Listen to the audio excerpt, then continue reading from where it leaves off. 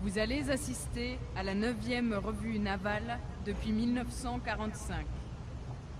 19 bâtiments de surface français, algériens, américains, britanniques, marocains et tunisiens, un sous-marin et 12 aéronefs des 3 armées défileront devant vous en tableau représentant 4 grandes missions de la marine d'aujourd'hui. Vous distinguez la frégate de défense aérienne Forbin. Le Forbin, de conception franco-italienne, bénéficie des dernières avancées technologiques qui lui donnent des moyens de détection et de combat très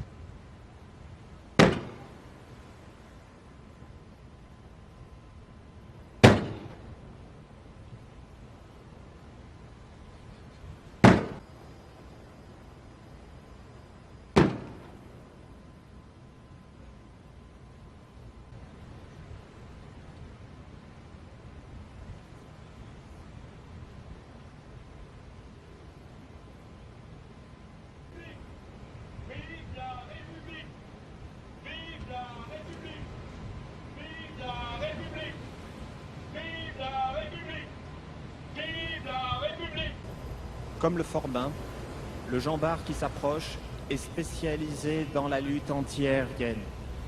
Il peut aussi conduire des missions de lutte anti-navire ou des missions de lutte sous la mer.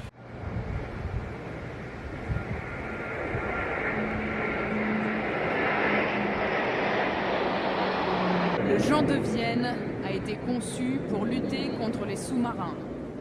Les frégates de ce type protègent les mouvements de nos sous-marins lanceurs d'engins et escortent les groupes aéronavals ou amphibies. C'est ce bâtiment qui a assuré l'escorte du porte-avions durant son déploiement en océan Indien cet hiver.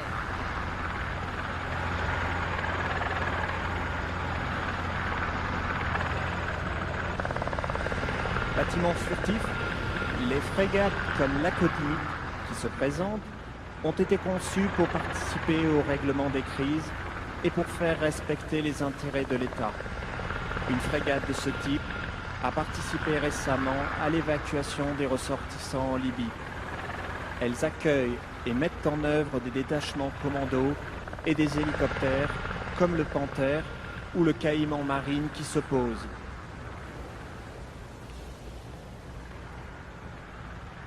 L'Atlantique II qui suit excelle dans la lutte anti-sous-marine et anti-navire.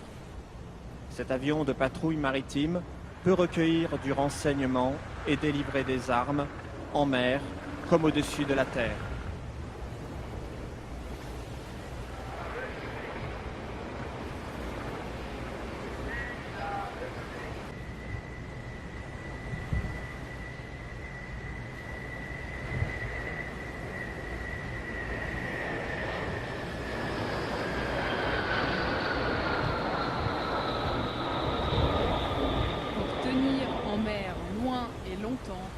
Une force navale doit être ravitaillée en vivres, en carburant, en munitions et pièces de rechange. Les pétroliers ravitailleurs comme la Meuse assurent la continuité logistique avec la terre au profit des unités françaises ou alliées grâce à des installations compatibles avec les marines de l'OTAN. Les 2 super-étendards modernisés qui suivent sont des chasseurs bombardiers polyvalents et précis, notamment grâce à leur armement guidé laser ou GPS.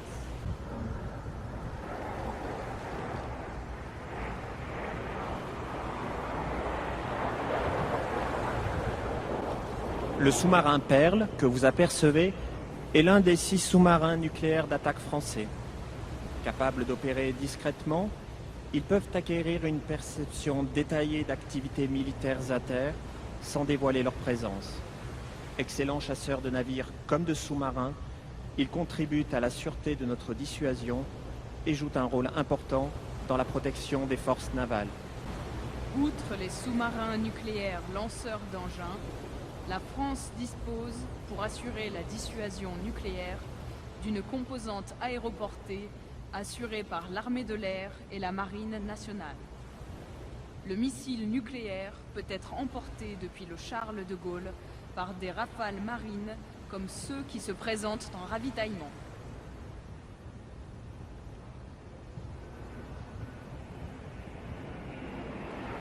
Au sein de notre outil de défense, le groupe aéronaval représente un instrument politique et militaire de premier ordre. Cette capacité détenue par un très petit nombre de pays repose sur des savoir-faire développés et entretenus depuis plus de 50 ans par la Marine nationale.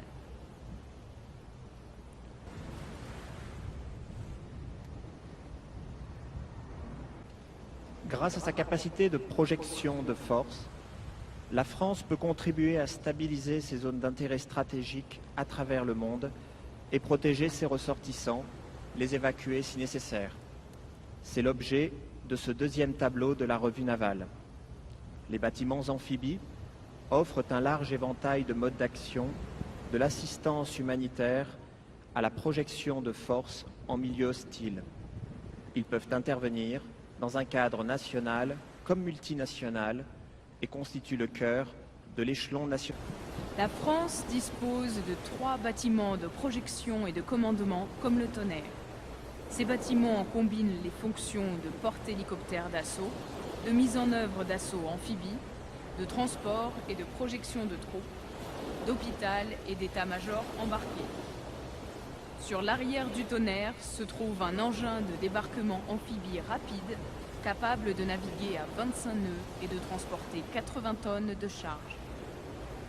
L'hélicoptère Caïman que vous avez est un aéronef entré récemment en service dans la marine et dans l'armée de terre.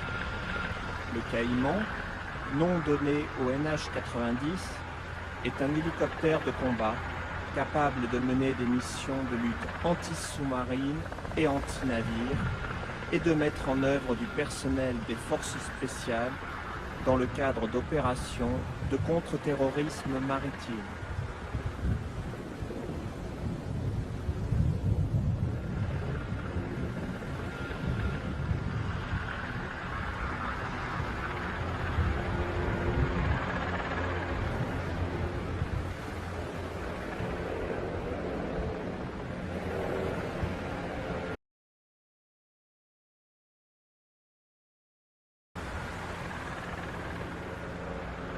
Le transport de chalands de débarquement Sirocco, d'une génération antérieure au BPC, revient de 5 mois de déploiement en océan Indien dans le cadre de la mission de lutte contre la piraterie Atalante.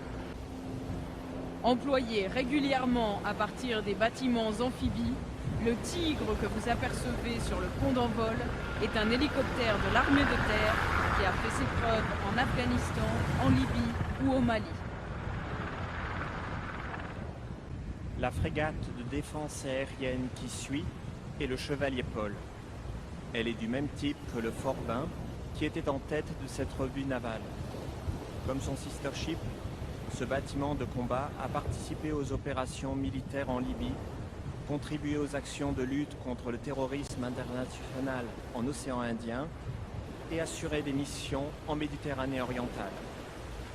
Employée naturellement en protection des porte-avions français comme américains, cette frégate peut assurer la protection d'autres unités précieuses comme les bâtiments amphibies.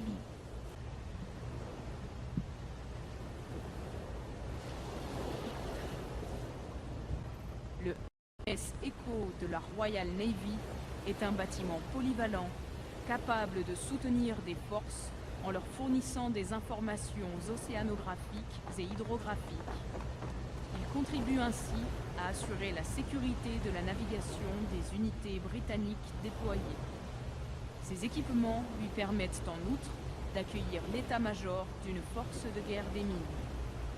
Le HMS Echo a récemment participé aux recherches de l'aéronef malaisien disparu en océan Indien.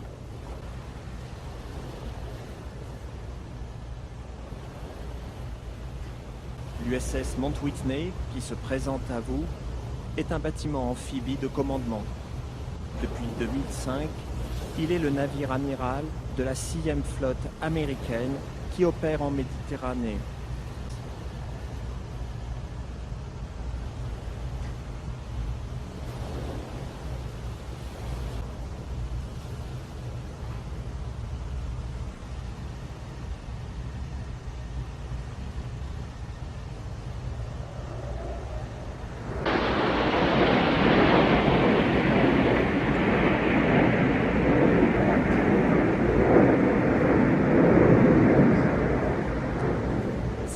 passage de ces 2 rafales marines en présentation appui-feu que s'achève ce tableau.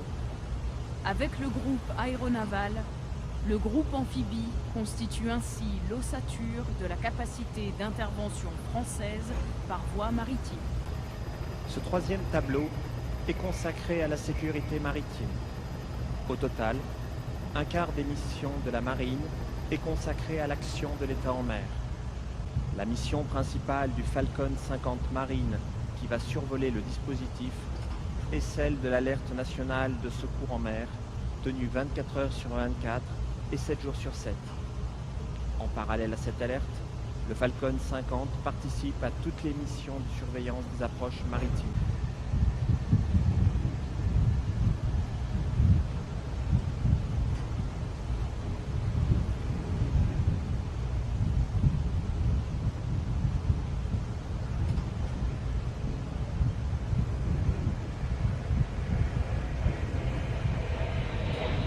Le Guéprat illustre la polyvalence des unités de la marine qui peuvent conduire au cours d'un même déploiement un large spectre de missions allant de la lutte contre le narcotrafic à des opérations de haute intensité comme ce fut le cas en Libye.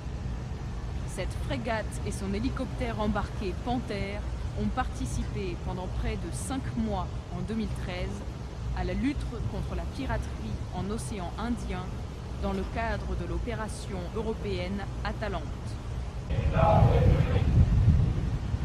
Le 12 septembre 2013, à peine rentré de mission opérationnelle dans le golfe de Guinée, l'aviso commandant Biro qui se présente devant vous intercepte en haute mer le cargo Luna S.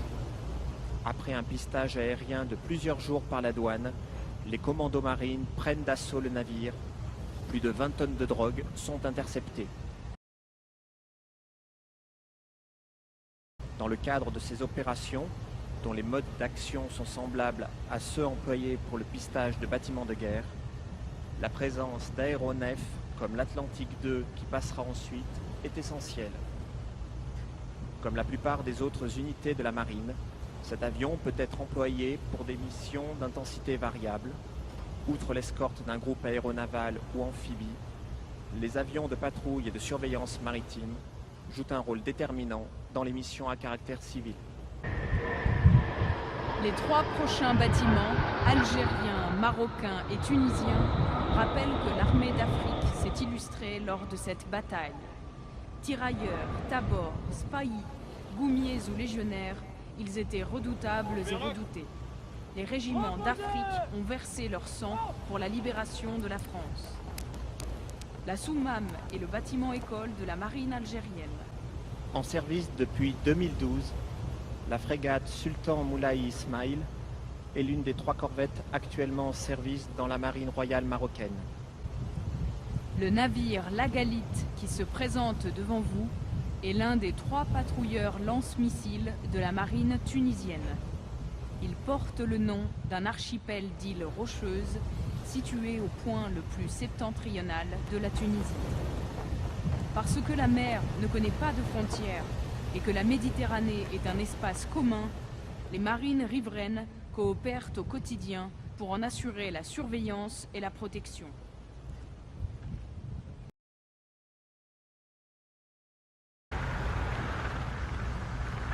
Ce tableau consacré à la sécurité maritime s'achève avec le passage d'un Panthère et d'un Dauphin de service public. Le Panthère, conçu pour le combat de surface, se distingue également dans toutes les missions de surveillance maritime. Les hélicoptères Dauphins ont pour mission principale le secours en mer. En 2013, ils ont participé au sauvetage de 300 personnes. Le 4e et dernier tableau qui débute est consacré à la guerre des mines. Le Pluton est un bâtiment base de plongeurs des mineurs. Comme ses 3 sister ships, répartis dans les ports de Brest, Cherbourg et Toulon, il est doté du matériel pour conduire des plongées allant jusqu'à 80 mètres de profondeur.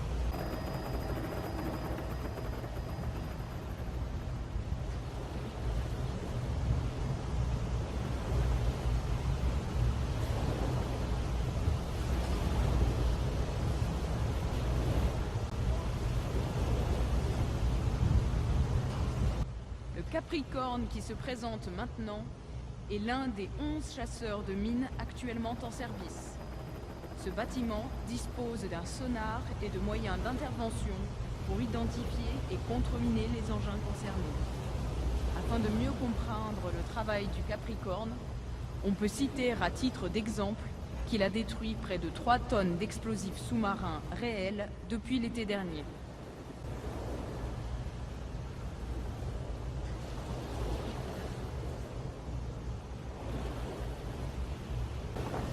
Le HMS Ramsey est un navire de guerre des mines britannique. Il était depuis plusieurs années intégré au groupe britannique de guerre des mines basé à Bahreïn. En coopération avec les forces navales alliées et riveraines du golfe arabo-persique, ces unités contribuent à garantir le libre passage sur les routes et détroits stratégiques.